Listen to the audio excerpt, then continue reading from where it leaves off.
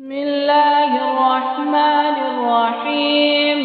سيقول السفهاء من الناس ما ولاهم عن قبلتهم التي كانوا عليها قل الله المشرق والمغرب يهدي من يشاء إلى صراط مستقيم. كذلك جعلناكم أمة وسطا لتكونوا شهداء على الناس ويكون الرسول عليكم شهيدا.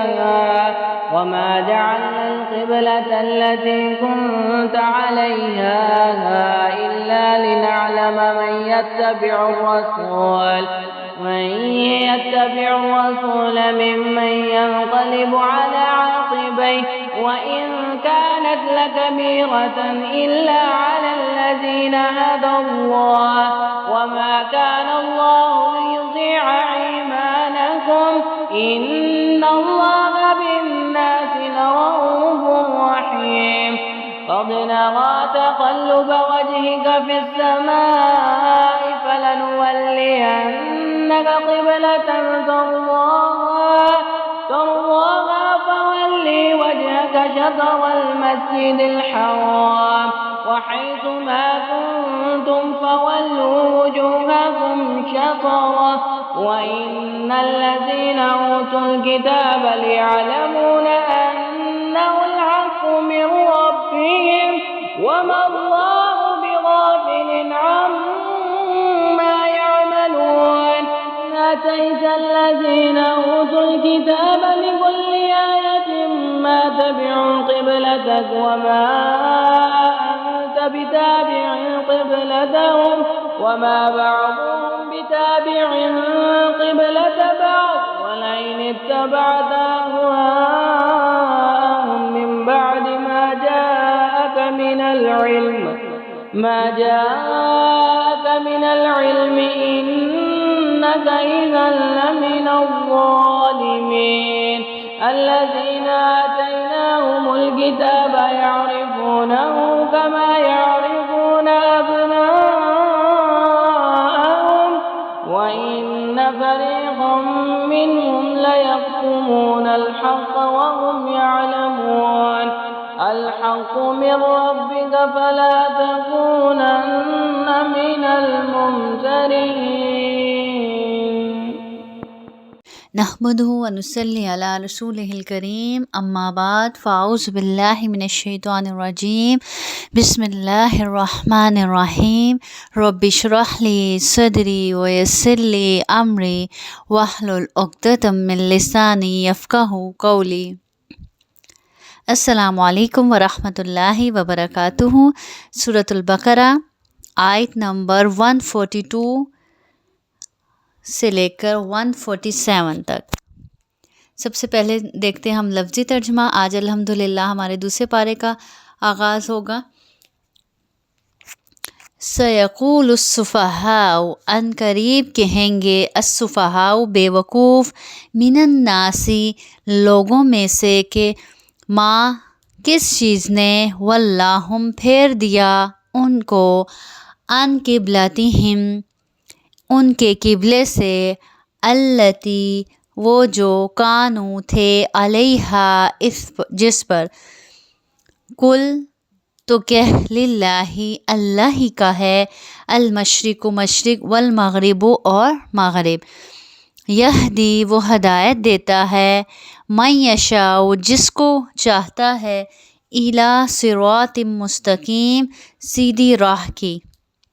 وَكَذَلِكَ اور اسی طرح جعلناکم ہم نے بنایا تمہیں امتاً امت وسطاً معتدل لِتَكُونُوا تاکہ تم ہو شہداء گواہ علی الناس لوگوں پر وَيَكُونَ اور ہو الرسول رسول علیکم تم پر شہیداً گواہی دینے والا. وما جعلنا اور نہیں مقرر کیا تھا ہم نے قبلتا قبلہ التی وہ کہ کنتا آپ تھے علیہا جس پر الا مگر لنعلم اس واسطے کہ ہم معلوم کر لیں من کہ کون یتبعو تابع رہے گا الرسول رسول کا ممن اس سے جو ینقلبو پھر جائے گا علی عقبیہ اپنی ایڑیوں پر وَإِن اور بے شک کانت یہ بات تھی لکبیرۃً بھاری الا مگر علی الذین ان پر جن کو ہد اللہ ہدایت دی اللہ نے وما کانا اور ایسا نہیں ہے اللہ لیضیع کہ وہ ضائع کرے ایمانکم تمہارا ایمان ان اللہ بے شک اللہ بالناس لوگوں پر لرؤوف البتہ بڑا شفیق رحیم نہایت رحم کرنے والا ہے قد نرا بے شک ہم دیکھتے ہیں تقلبا بار بار پھرنا وجہ کا آپ کے منہ کا فی السماء آسمان کی طرف فلنولینک تو ضرور ہم پھیر دیں گے آپ کو قبلۃً اس قبلے کی طرف ترضاہا تو راضی ہے جس پر فولی پس آپ پھیر لیں وجہ کا اپنا چہرہ شطر المسجد الحرام مسجد حرام کی طرف وحیثما اور جہاں کہیں تم ہو فولو سو پھیر لیا کرو وجوہکم اپنے منہ شطرہ اسی کی طرف وَإِنَّ اور بے شک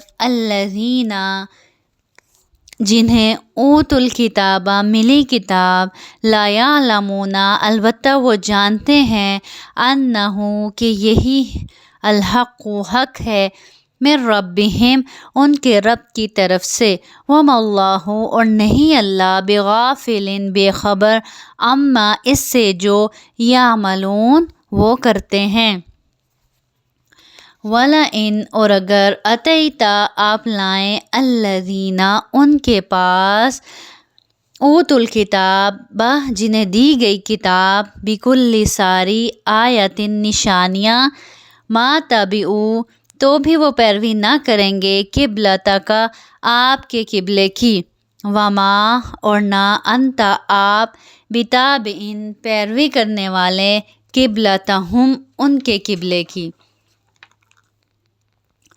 وما اور نہیں بعضہم ان سے بعض بتابعین پیروی کرنے والے قبلۃ بعض دوسرے کے قبلے کی وَلَئِنِ اتَّبَعْتَ اور اگر آپ چلیں اہواءہم ان کی خواہشوں پر من بعد ما بعد اس کے جو جاءک آ چکا آپ کے پاس من العلم علم انک بے شک آپ بھی اذن تب لمن الظالمین البتہ بے انصافوں میں سے ہوں گے الذین وہ لوگ آتیناہم ہم نے دی جن کو الکتاب کتاب یعرفونہ وہ پہچانتے ہیں اسے کما جیسے یعرفون وہ پہچانتے ہیں ابناءہم اپنے بیٹوں کو وَإِنَّ اور بے شک فریقاً ایک فریق منہم ان میں سے لَیَکْتُمُونَ البتہ وہ چھپاتے ہیں الحق حق کو وَهُمْ اور وہ یعلمون جانتے ہیں الحق کو حق وہی ہے جو من ربک تیرے رب کی طرف سے ہے فلا تکونن پس آپ نہ ہو جائیں من الممترین شک کرنے والوں میں سے تفسیر سیقول السفہاء من الناس ما ولاہم عن قبلتہم التی کانوا علیہا قل للہ المشرق والمغرب یہدی من یشاء الی صراط مستقیم ان قریب نادان لوگ کہیں گے کہ جس قبلے پر یہ تھے اس سے انہیں کس چیز نے ہٹایا آپ کہہ دیجئے کہ مشرق و مغرب کا مالک کون ہے اللہ ہی ہے وہ جسے چاہے سیدھی راہ کی ہدایت دیتا ہے جب نبی کریم صلی اللہ علیہ وسلم مکے سے ہجرت کر کے مدینہ تشریف لائے تو 16-17 مہینے تک بیت المقدس کی طرف رخ کر کر نماز پڑھتے رہے. یعنی ادھر مکہ چھوڑا، مدینہ تشریف لائے تو مدینہ آتے ہی قبلہ بھی تبدیل ہو گیا. حالانکہ آپ صلی اللہ علیہ وسلم کی خواہش تھی کہ خانہ کعبہ کی طرف ہی رخ کر کے نماز پڑھی جائے جو قبلہ ابراہیمی ہے. اس کے لیے آپ صلی اللہ علیہ وسلم دعا بھی فرماتے اور بار بار آسمان کی طرف نظر بھی اٹھاتے. بالآخر اللہ تعالیٰ نے تحویل قبلہ کا حکم دے دیا، جس پر یہودیوں اور منافقین نے شور مچا دیا. حالانکہ نماز کیا ہے؟ نماز تو اللہ کی عبادت ہے. اللہ جدھر چاہے حکم دے اپنے بندے کو کہ ادھر منہ کر کے پڑھو، یا بیت اللہ کی طرف منہ کر کے پڑھو یا بیت المقدس کی طرف منہ کر کے پڑھو. لیکن اتنی سی بات انہیں سمجھ نہ آئی اور یہود اور منافقین نے اس بات پر پروپیگنڈا بنایا، شور مچا دیا، کیونکہ وہ تو کسی بھی ایسے نقطے کی تلاش میں رہتے تھے، کسی بھی ایسے پوائنٹ کی تلاش میں رہتے تھے کہ جس کو لے کر اس کتاب میں نکتہ چینی کر سکیں اور لوگوں کو اس دین سے متنفر کر سکیں. تو یہاں اللہ کے حکم پر اعتراض کرنے والوں کو کیا کہا جا رہا ہے؟ بے وقوف کہا جا رہا ہے. اور دیکھیے اللہ تعالیٰ نے اپنے نبی کو پہلے ہی آگاہ کر دیا کہ عنقریب یہ لوگ اس پر اعتراض کریں گے، تاکہ آپ مینٹلی پریپیئر رہیں کہ یہ لوگ ضرور اس چیز پر اعتراض کریں گے. کون؟ یہود اور منافقین. اسی طرح ہم بھی جب دین کے راستے پر چلیں تو ہم بھی اپنے آپ کو مینٹلی تیار رکھیں کہ ہمیں بھی اس راستے میں باتیں سننی پڑیں گی، لوگ اعتراضات کریں گے. جب ہم دین کو اپنائیں گے، دین کے راستے کو اپنائیں گے، اپنے آپ کو دین کے مطابق ڈھالنے کی کوشش کریں گے تو لوگ اعتراضات کریں گے. کیونکہ جب انسان پہلے سے اپنے ذہن کو کسی چیز کے لیے تیار رکھتا ہے کہ ایسا بھی ہو سکتا ہے تو پھر رن ٹائم پہ اتنی تکلیف انسان کو نہیں ہوتی. تو اللہ تعالیٰ پھر آگے جواب بھی خود ہی سکھا رہے ہیں. کل کہہ دیجئے للہ المشرق والمغرب، کہ مشرق و مغرب کا مالک تو کون ہے؟ اللہ ہی ہے. مشرق و مغرب اللہ ہی کے لیے ہے، تو مشرق و مغرب کے درمیان بھی جو کچھ ہے وہ کس کے لیے ہے؟ اللہ ہی کے لیے ہے. اللہ ہی ان سب کا مالک ہے. تو وہ مالک جدھر حکم دے منہ کرنے کے لیے ہمیں کیا کرنا ہے؟ سمینا و اطعنا، ہم نے اس کی بات سننی ہے اور اس کے حکم کی اطاعت کرنی ہے. تو کتنا خوبصورت جواب اللہ رب العزت نے اپنے پیغمبر کو سکھا دیا. کیا کہو؟ قل للہ المشرق والمغرب، کہ مشرق و مغرب کا مالک تو کون ہے؟ اللہ ہی ہے. اور ہم نے کس کی عبادت کرنی ہے؟ ہم نے اللہ کی عبادت کرنی ہے. پھر وہ جہاں کہے، جس جگہ کہے، جس طرف منہ کرنے کو کہے، ہمیں اس سے فرق نہیں پڑتا. وہ جسے چاہے سیدھی راہ دکھاتا ہے. تو اس آیت سے ایک اور بات پتہ چلتی ہے کہ اگر لوگ اللہ رب العزت جو تمام جہانوں کا مالک ہے، مشرق و مغرب کا مالک ہے، اس کے درمیان کی ہر چیز کا مالک ہے، اگر لوگ اس کے فیصلوں پر اعتراض کر سکتے ہیں تو ہم انسان ان کے لیے کیا چیز ہیں. اس لیے ایسے موقع پر جب لوگ اعتراضات کریں، باتیں بنائیں، تو انہیں بے وقوف سمجھتے ہوئے جسٹ اگنور کرنا چاہیے. اور ضروری نہیں کہ ہر وقت ہم ہر ایک کو اپنی پوری صفائیاں پیش کریں. یہ کہہ دینا بھی کافی ہے، سمینا و اطعنا، یہ ہمارے رب کا حکم ہے، ہم نے سنا ہے اور ہم نے بس اس کی اطاعت کرنی ہے. کیونکہ جو لوگوں کی باتوں سے منہ موڑ کر کام کرنا جانتا ہو وہی کامیاب ہو سکتا ہے. اور اگر ہم لوگوں کے اعتراضات کو، لوگوں کی باتوں کو لے کر دل پہ بیٹھ جائیں گے، پھر ہم اللہ کے دین کا کام نہیں کر سکتے، اس کی خدمت نہیں کر سکتے، اس کے راستے پر نہیں چل سکتے، اس دین کو نہیں اپنا سکتے. تو ہم سب اپنے لیے سوال لکھیں کہ کیا اللہ کی بات پر بے وقوفوں کی باتوں کو اہمیت دیں گے؟ نہیں، ہم اللہ کی بات کو اہمیت دیں گے. اور کیا پتہ چلتا ہے اس آیت سے؟ کہ تبدیلی انسان کا ٹیسٹ ہوتی ہے اور تبدیلی انسان کو قبول کر لینی چاہیے، کیونکہ وہ تبدیلی انسان کا بہت بڑا امتحان ہوتا ہے، اور اسی میں انسان کے لیے بہتری ہوتی ہے کہ بدلتے وقت کو، بدلتے حالات کو اپنے حق میں انسان قبول کر لے، کیونکہ وقت بدل رہا ہے، حالات بدل رہے ہیں، جگہیں بعض اوقات تبدیل کرنی پڑتی ہیں۔ یہ سب کس کے حکم سے ہو رہا ہے؟ اللہ کے حکم سے ہو رہا ہے۔ تو مومن کا کیا کام ہے؟ سمعنا وَأَطَعْنَا، اور اپنے رب پر یقین رکھنا کہ یہ جو حالات بدل رہے ہیں، وقت بدل رہا ہے، یا یہ جگہیں تبدیل کرنی پڑ رہی ہیں، سب کس کے اذن سے ہو رہا ہے؟ اللہ کے اذن سے ہو رہا ہے۔ تو اپنے رب پر بھروسہ ہو کہ ضرور اسی میں میرے رب نے میرے لیے کوئی خیر رکھی ہوگی۔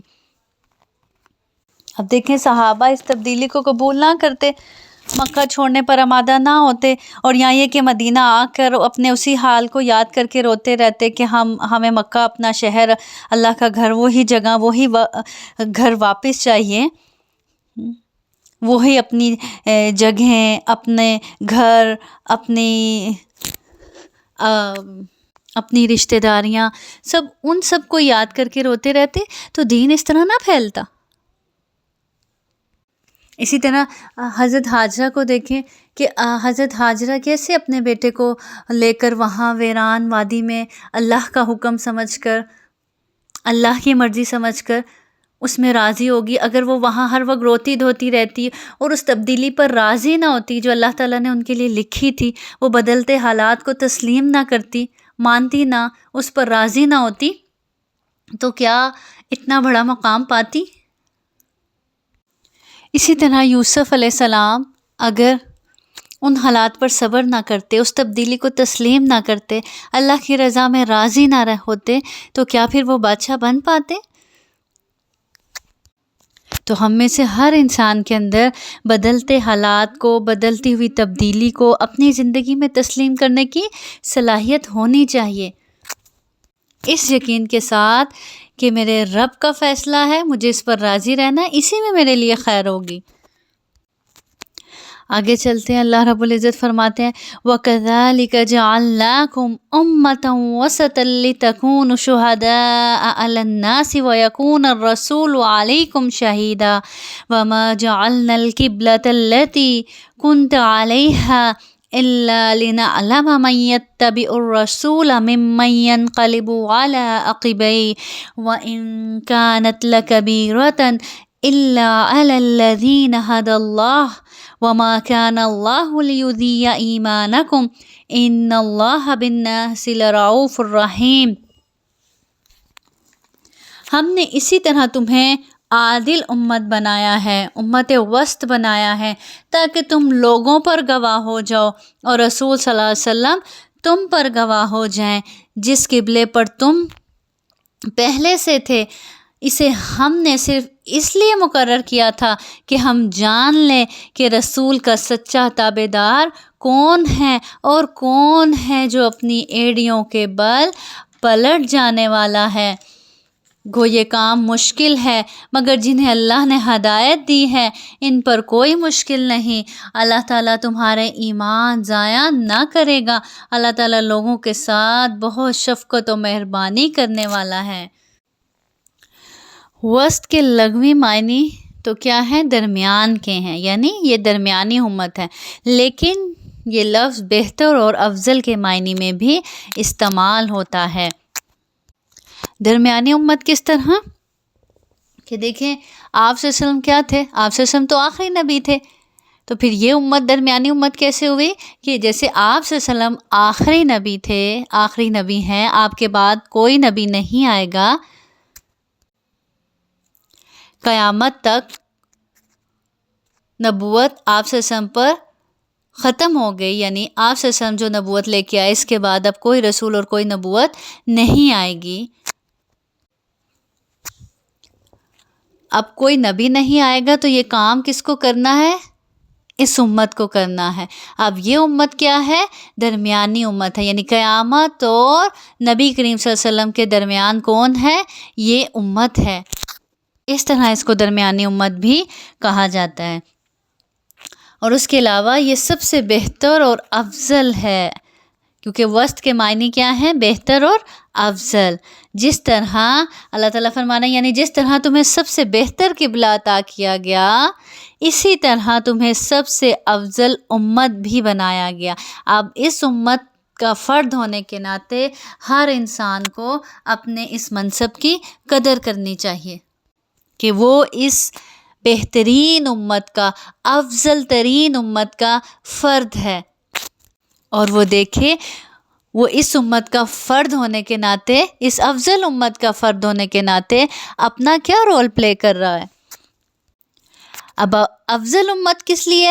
تاکہ تم لوگوں پر گواہ ہو جاؤ اور رسول صلی اللہ علیہ وسلم تم پر گواہ ہو جائیں.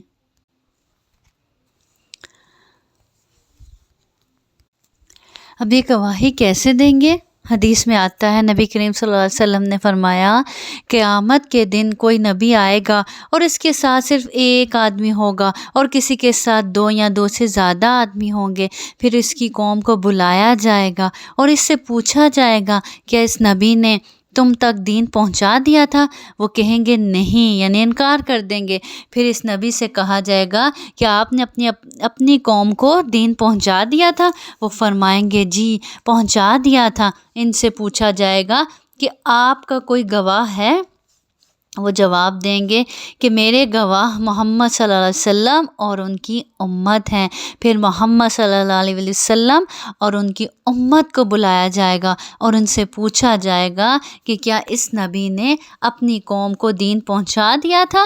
تو وہ جواب دیں گے ہاں پہنچا دیا تھا. تو ان سے پوچھا جائے گا کہ تمہیں اس بات کا کیسے علم ہوا؟ وہ جواب دیں گے کہ ہمارے پاس جب ہمارے نبی تشریف لائے تو آپ نے ہمیں یہ بتایا کہ اللہ تعالیٰ کے تمام پیغمبروں نے اللہ کے دین کو پہنچا دیا تھا.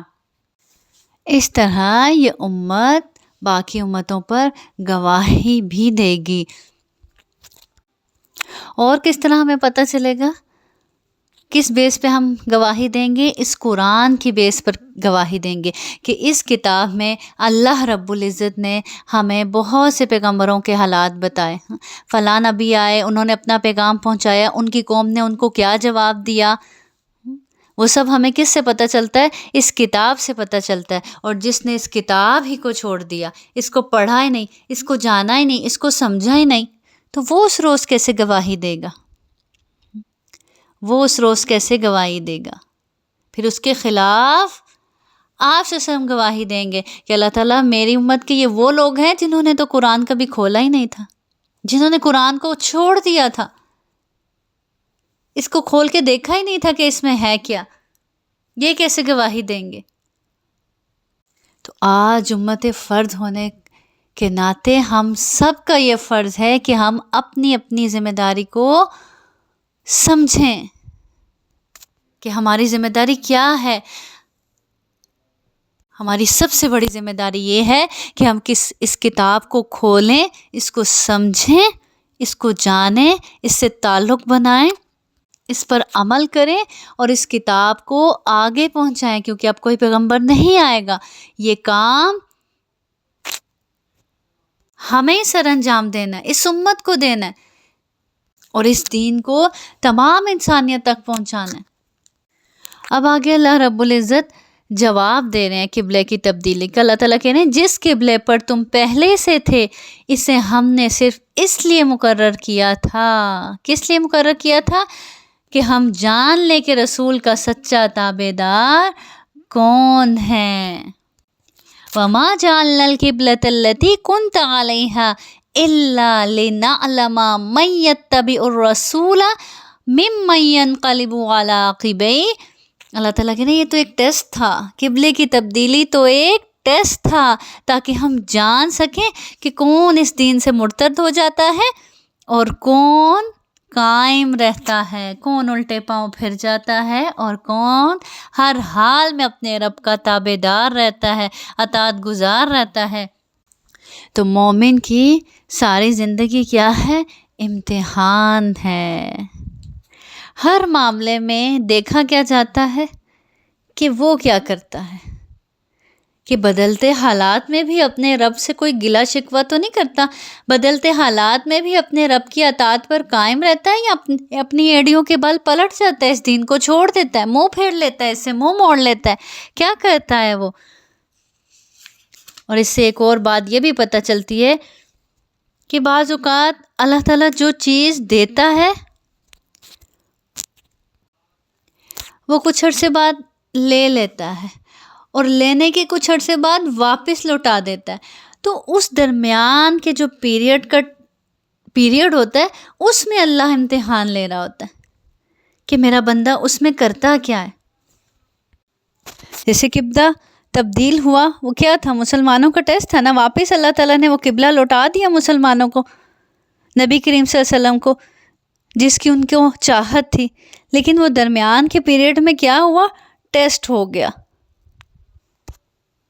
جس سے پتہ چل گیا کون کھرا کھوٹا سکہ ہے اور کون منافق ہے، کون پھر جانے والا ہے اپنی ایڑیوں کے بل۔ اللہ تعالیٰ فرماتے ہیں گو یہ کام مشکل ہے، مگر جنہیں اللہ نے ہدایت دی ہے ان پر کوئی مشکل نہیں، اللہ تعالیٰ تمہارے ایمان ضائع نہ کرے گا۔ یہاں ایمان سے مراد کیا ہے؟ نمازیں ہیں۔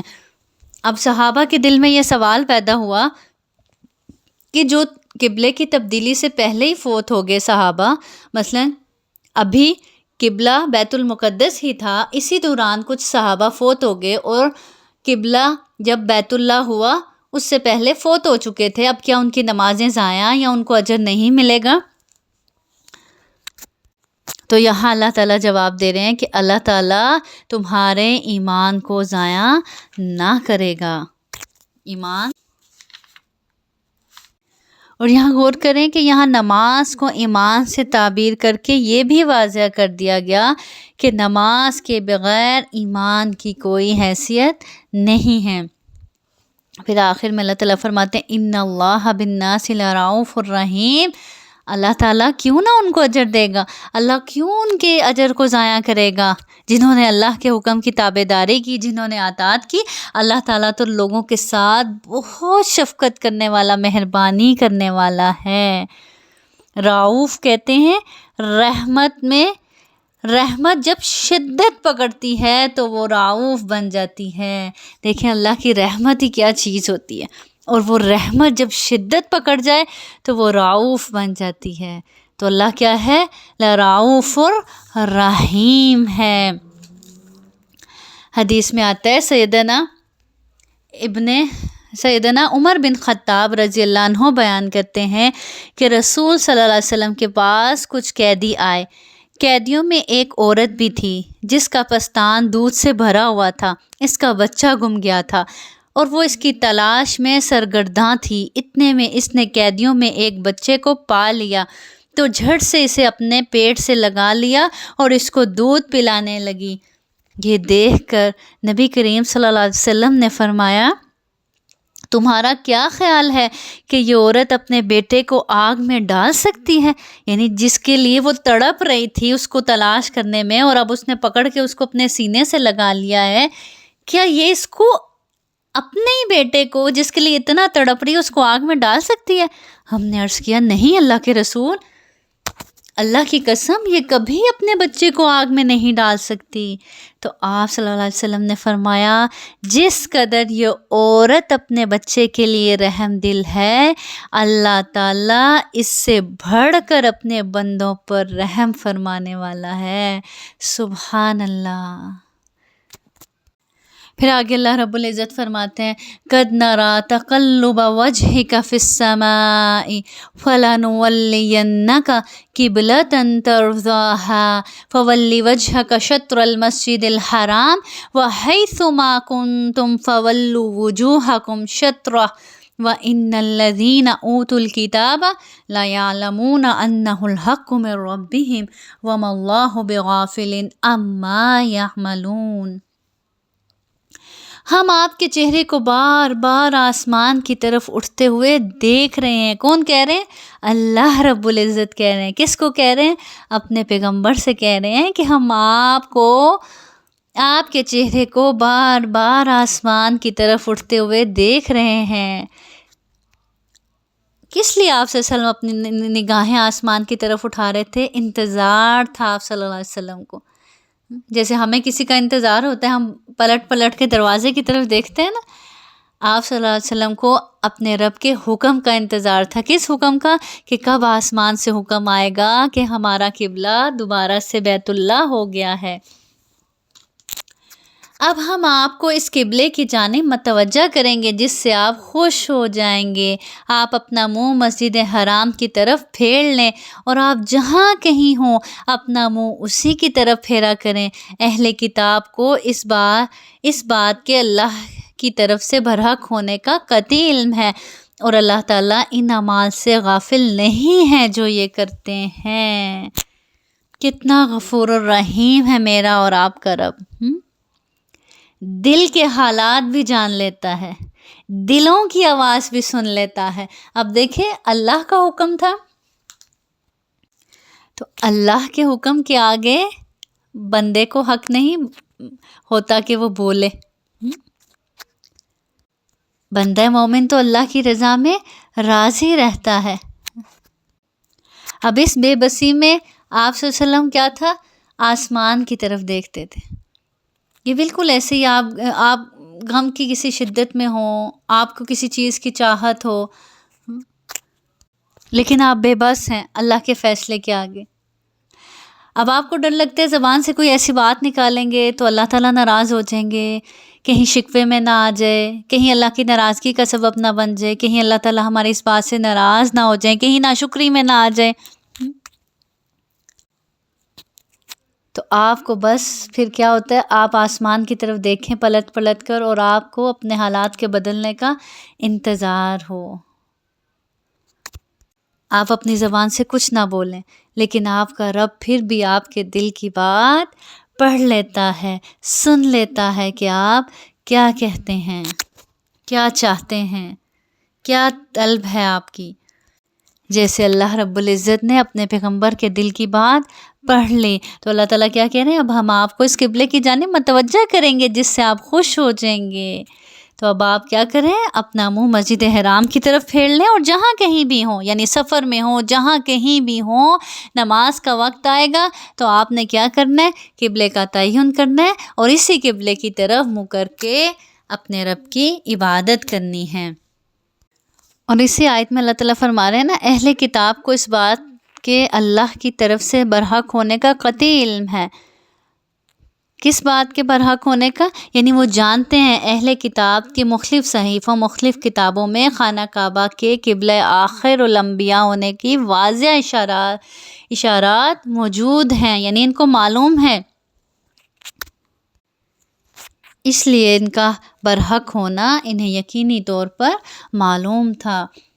اور اللہ تعالیٰ ان اعمال سے غافل نہیں جو یہ کرتے ہیں. سب کچھ جانتے بوجھتے ہوئے صرف اپنے غرور اور حسد کی وجہ سے انہوں نے حق قبول نہیں کیا. پھر آگے اللہ تعالیٰ فرماتے ہیں وَلَئِنْ أَتَيْتَ الَّذِينَ أُوتُوا الْكِتَابَ بِكُلِّ آيَةٍ مَا تَبِعُوا قِبْلَتَكَ وَمَا أَنْتَ بِتَابِعٍ قِبْلَتَهُمْ وَمَا بَعْضُهُمْ بِتَابِعٍ قِبْلَةَ بَعْضٍ وَلَئِنِ اتَّبَعْتَ أَهْوَاءَهُمْ مِنْ بَعْدِ مَا جَاءَكَ مِنَ الْعِلْمِ إِنَّكَ إِذًا لَمِنَ الظَّالِمِينَ. اور آپ اگرچہ اہل کتاب کو تمام دلیلیں دے دیں، اللہ تعالیٰ کہہ رہے ہیں آپ تمام دلیلیں بھی ان کے سامنے پیش کر دیں، لیکن وہ آپ کے قبلے کی پیروی نہیں کریں گے. کس وجہ سے نہیں کریں گے؟ حسد کی وجہ سے، عناد کی وجہ سے. اور نہ آپ ان کے قبیلے کو ماننے والے ہیں اور نہ یہ آپس میں ایک دوسرے کے قبلے کو ماننے والے ہیں. یعنی آپس میں ایک دوسرے کے قبلے کو نہیں ماننے والے، مطلب یعنی یہود کا قبلہ صخرہ بیت المقدس اور عیسائیوں کا بیت المقدس کی شرقی جانب ہے. جب اہل کتاب کے یہ دو گروہ بھی ایک قبلے پر متفق نہیں تو مسلمانوں سے یہ کیوں توقع کرتے ہیں کہ وہ اس معاملے میں ان کی موافقت کریں گے؟ اور اگر آپ باوجہ یہ کہ آپ کے پاس علم آ چکا پھر بھی ان کی خواہشوں کے پیچھے لگ گئے تو بالیقین آپ بھی ظالموں میں سے ہو جائیں گے۔ کس کو کہہ رہے ہیں؟ اللہ رب العزت اپنے پیغمبر کو کہہ رہے ہیں۔ اگر پیغمبر کے لیے یہ حکم ہے تو ہمارے لیے کیا حکم ہے کہ اگر اللہ تعالیٰ فرما رہے ہیں آپ کے پاس علم آ چکا، آپ جان چکے حق، اس کے باوجود اگر ان کی خواہشوں کی پیروی کر لی تو یقیناً آپ بھی اس وقت ان میں سے ہو جائیں گے، پھر ظالموں میں سے ہو جائیں گے۔ یہ وعید پہلے بھی گزر چکی ہے۔ مقصد امت کو متنبہ کرنا ہے کہ قرآن حدیث کے علم کے باوجود اہل بدعت کے پیچھے لگنا ظلم اور گمراہی ہے، یا اہل کتاب کی پیروی کرنا، ان کی کسی خواہش پر عمل کرنا یا ان کو کسی بھی لحاظ سے فالو کرنا کیا ہے؟ ظلم کرنا ہے، گمراہی ہے، انسان کے لیے خسارہ ہے۔ اور خاص بات جو پتہ چلتی ہے کہ علم والوں کو بے علم لوگوں کی پیروی نہیں کرنی چاہیے، انہیں شکر ادا کرنا چاہیے انہیں اللہ نے علم جیسی دولت سے نوازا ہے، تو انہیں اندھا دھند بے وقوفوں کی، لا علم لوگوں کی پیروی نہیں کرنی چاہیے۔ آگے اللہ رب العزت فرماتے ہیں الذین آتیناہم الکتاب یعرفونہ کما یعرفون ابناءہم وان فریقا منہم لیکتمون الحق وہم یعلمون، جنہیں ہم نے کتاب دی ہے وہ تو اسے ایسا پہچانتے ہیں جیسے کوئی اپنے بچوں کو پہچانے، ان کی ایک جماعت حق کو پہچان کر پھر چھپاتی ہے۔ یعنی اللہ تعالیٰ کہہ رہے ہیں کہ جنہیں ہم نے کتاب دی، یعنی اہل کتاب اس دین کو، اس پیغمبر کو ایسے پہچانتے ہیں، اس کتاب کو جیسے اپنے بچوں کو پہچانتے ہیں، کیونکہ ان کی کتابوں میں سب واضح لکھا ہوا ہے۔ تو ان کی ایک جماعت حق کو پہچان کر پھر چھپاتی ہے۔ کس لیے چھپاتی ہے؟ تاکہ ہمیں یہ دین نہ اپنانا پڑے، اپنے حسد کی وجہ سے، اپنے عناد کی وجہ سے۔ اللہ تعالیٰ فرماتے ہیں الحق من ربک فلا تکونن من الممترین، آپ کے رب کی طرف سے یہ سراسر حق ہے، خبردار آپ شک کرنے والوں سے نہ ہونا۔ یہ کتاب کیا ہے؟ حق ہے، برحق ہے، سراسر حق ہے۔ وہ شک کرتے ہیں، کرنے دیں، آپ شک کرنے والوں میں سے نہ ہو جائیں۔ تو اس کتاب کے شروع میں بھی اللہ تعالیٰ نے فرما دیا تھا کیا؟ کہ ذالک الکتاب لا ریب فیہ، یہ ایک ایسی کتاب ہے جس میں کوئی شک نہیں، جو بات ہے بالکل سچی بیان کی گئی ہے اس میں۔ وآخر دعوانا ان الحمد للہ رب العالمین۔ اللہ سے دعا ہے کہ اللہ تعالیٰ ہمیں اپنا فرما بردار بنا لے، اللہ ہمیں لا علموں کی پیروی کرنے سے بچا لے، اللہ تعالیٰ ہمیں بے وقوفوں کی پیروی کرنے سے بچا لے، اللہ تعالیٰ ہمیں اپنی رضا میں راضی رہنے والا بنا دے۔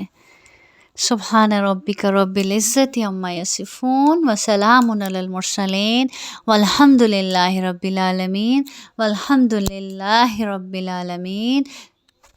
سبحانک اللہم وبحمدک اشہد ان لا الہ الا انت استغفرک واتوب الیک۔ والسلام علیکم ورحمۃ اللہ وبرکاتہ۔ بسم اللہ الرحمن الرحیم سيقول السفهاء من الناس ما ولاهم عن قبلتهم التي كانوا عليها قل الله المشرق والمغرب يهدي من يشاء إلى صراط مستقيم كذلك جعلناكم أمة وسطا لتكونوا شهداء على الناس ويكون الرسول عليكم شهيدا وما جعلنا القبلة التي كنت عليها إلا لنعلم من يتبع الرسول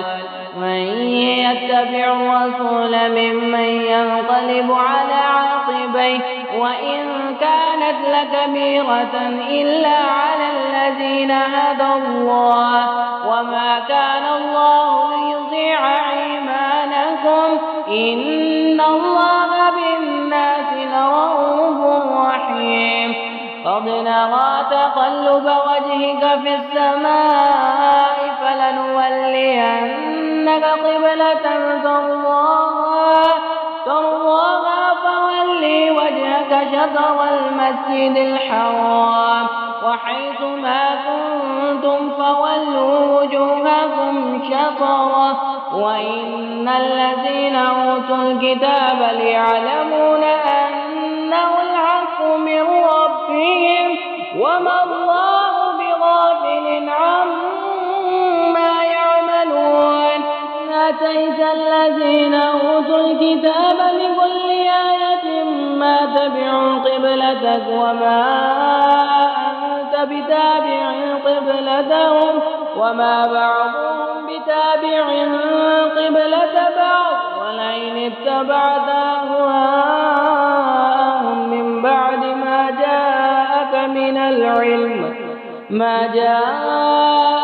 العلم إنك إذا لمن الظالمين الذين آتيناهم الكتاب يعرفونه كما يعرفون أبناءهم وإن فريقا منهم ليكتمون الحق وهم يعلمون الحق من ربك فلا تكونن